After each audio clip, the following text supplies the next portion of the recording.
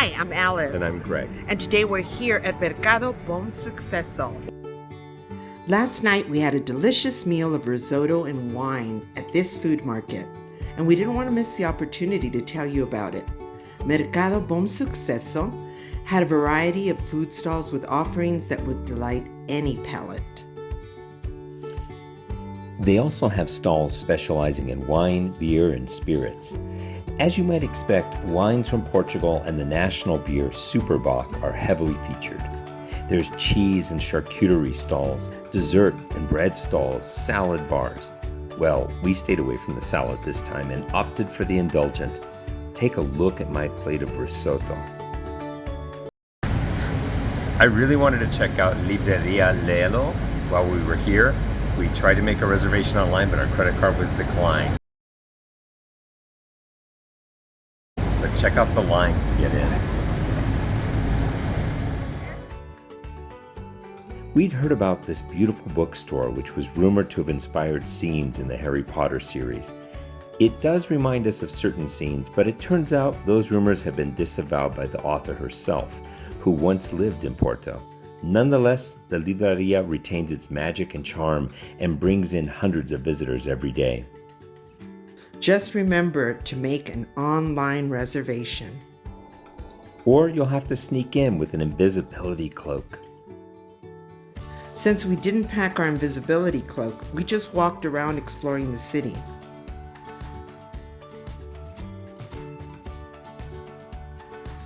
There's Porto City Hall. And that's Clérigos Tower, or Torre dos Clérigos. It's part of the Clérigos Church. It's bell tower, to be precise. And at one time, it was the highest point in the city. It dates back to 1735. You don't have to scale the outside like this wannabe Spider-Man. For a small fee, you can climb the 200 steps to the top of the tower to see an impressive view of the entire city. Just make sure you're not there when the 49 bells start ringing. It's been very warm here in Porto, so we decided to take a break and grab some food and drink at Conga House of Bifanas. Casa Conga is famous for the Bifana sandwich. What's a Bifana, you ask? Well, it's a simple marinated pork sandwich. Thin slices of pork are served on a warm roll, drizzled with an oily chili sauce. I imagined that the sandwich might taste a little like a French dip, but it didn't. The garlic marinade and the chili sauce make it a truly unique sandwich with its own Portuguese flair. I skipped the Bifana and went for this ridiculously rich burger instead. I'm not sorry. It was one of the best burgers of my life.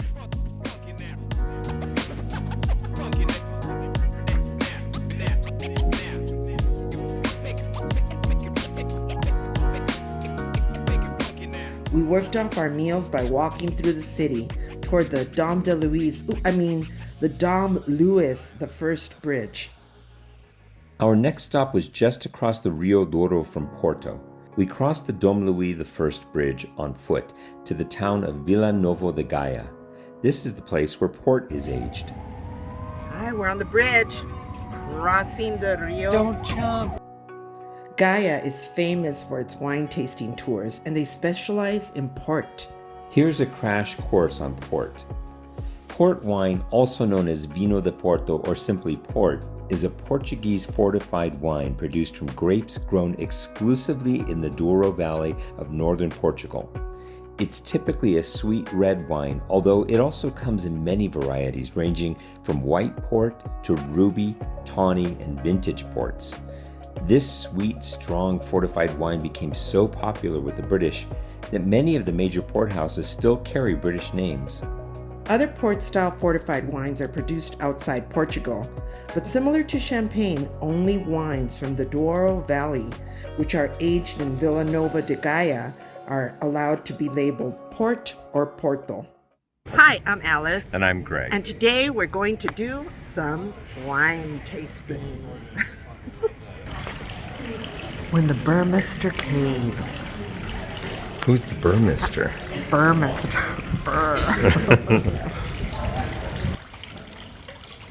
here is the boat they brought the wine in on. So we're in the Burmester Caves today, and we're going to taste port wine. They've been manufacturing port wine since 1790, right? 1700. We'll be corrected. We'll correct ourselves. Hopefully they got it down by now.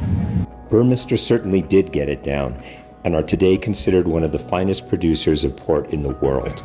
This port wine you find on the tip of your tongue. It smells like alcohol.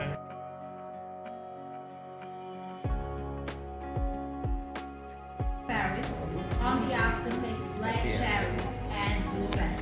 Very sweet. This port wine. I'm trying the Burmester Tawny Port. It's called Jockey Club. It's aged for a minimum of 7 years in an oak barrel. And let's see what it tastes like. Excellent.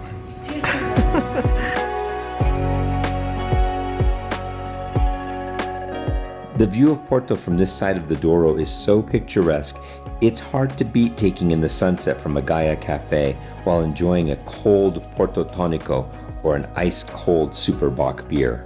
We're on the other side of the Douro River. This side is called Gaia, and it's where all the port wine tasting rooms are, so we've already definitely found had a our way couple. over here. And now we're in search of some more port wine because it's actually delicious. Yeah, it's a dessert wine, definitely. It's fortified and it is very strong, so all you need is a little bit. Anyway, it's really nice, and it gives you a whole different view of Porto. But yes, drinking does give you a whole different perspective. It gives you a whole different perspective on life. We walked along the river where artisans and musicians peddled their trade. We walked back across the bridge. We had one more place on our to-do list. We had heard a rumor that Portugal has the best hot dogs in the entire world. What? What about Costco dogs and Dodger dogs? It's almost 9 o'clock and it's still light out. It's still light out, which means we can still find our way to the next bar. And it's really hot. We made our way to Alma do Cachorro, Soul of the Dog, which has the highest rating for Portuguese hot dogs in the entire city. It helps to speak a little Portuguese here. Neither the hostess nor the bartender spoke any English, nor, from what we could tell, did any of the patrons, but we still managed to get 2 seats at the packed bar. I ordered in Portuguese. Dois cachorros, dois superbox e batatas fritas, por favor. Thanks, Duolingo. I don't know that it's a fair comparison. A cachorro is a crusty French-style bread, kind of like a baguette, sliced, and then it's filled with Portuguese sausage, all covered up in melted cheese. The whole thing is then covered with butter, grilled, sliced in bite-sized pieces, and drizzled with a chili sauce. It's absolutely delicious, but apples to oranges, I think. Although many Portuguese speak English, we can't stress enough how much goodwill one incurs by just adding a simple bom dia or obrigado to your interactions with locals. We hope you've enjoyed spending the day in Porto with us. If you have, please give us a thumbs up. It means a lot to us. We post videos every Thursday. Please subscribe and hit the notification bell so you don't miss out.